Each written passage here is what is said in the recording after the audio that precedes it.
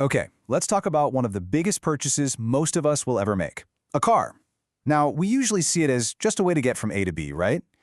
But what if I told you that decision is actually a major fork in the road for your financial future? What if the way you buy your car is one of the biggest secrets to accelerating your wealth? I know. A car making you a millionaire? It sounds completely backwards, doesn't it? I mean, a car is supposed to be an expense, something that loses money.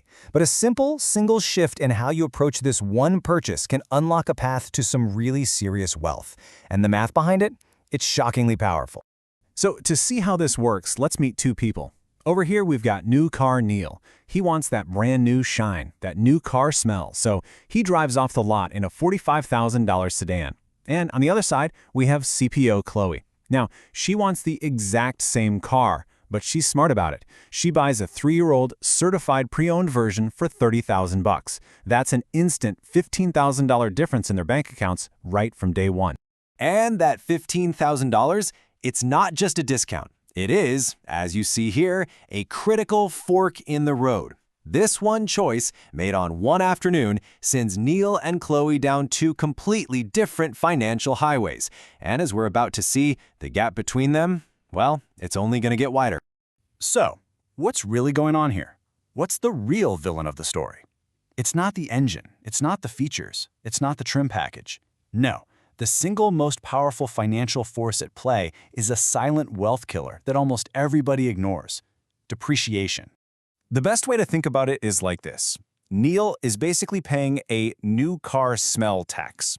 Yeah, it's this massive, invisible premium you pay just for the privilege of being the very first person behind the wheel. And the craziest part? That premium literally vanishes into thin air the second your tires hit the street. And just look at how fast that tax hits. Neil paid a cool $45,000 for his car, but after just 1 year of totally normal driving, it's only worth $36,000. That's a $9,000 loss, just gone. Poof. That is a 20% loss. 20% of his assets value vaporized in just 365 days. You know, it's one of the biggest and fastest financial losses you can possibly experience. And here's the thing. It is completely predictable. So you gotta ask yourself, that new car smell, is it really worth $9,000? Because that's the price tag.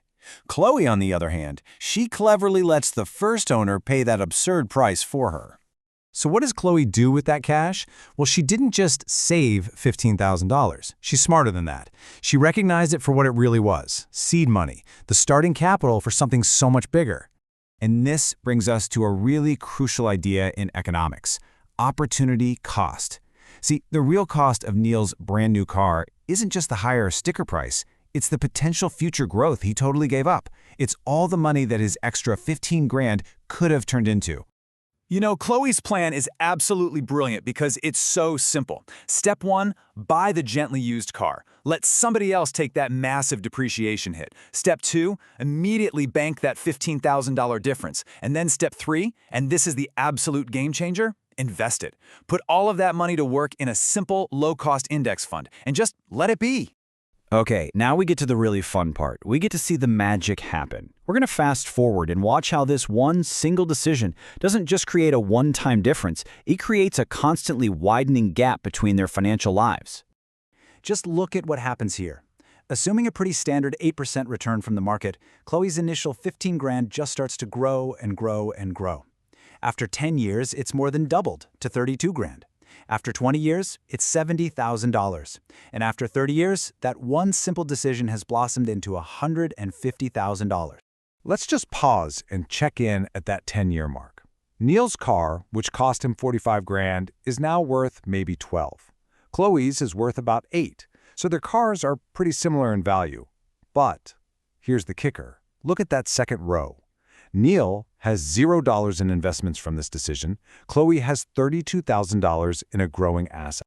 $32,000. That is money that was essentially created out of thin air, simply by avoiding the steepest part of the depreciation curve and letting compound interest do all the heavy lifting. This is wealth that Neil literally has no access to. It doesn't exist for him. And this gets to the most important point of all. This strategy isn't about being cheap or denying yourself a nice car. I mean, Chloe's driving the same great car. This is about being financially strategic. It's about taking what's normally a major expense and turning it into a wealth accelerator. So, let's wrap up the key lessons here. First, you've got to understand that the biggest cost of a new car is that invisible depreciation hit you take right up front. Second, you have to recognize that this isn't just a loss, it's a massive opportunity cost. Third, by investing that difference, you create a whole new, powerful asset for yourself. And finally, never, ever underestimate the magic of compounding to turn one smart choice into a real wealth-building engine. At the end of the day, a car is just a tool. The real choice you have to make is what kind of tool it's going to be for you. Is it just going to be a tool that gets you from point A to point B? Or are you going to use it as a tool to help build the financial future that you really want? Now, we focused on one really big decision today, but it leaves us with a final, really important question to think about. This was just one choice. Where else in your life might you be unknowingly leaking wealth through these same kinds of opportunity costs?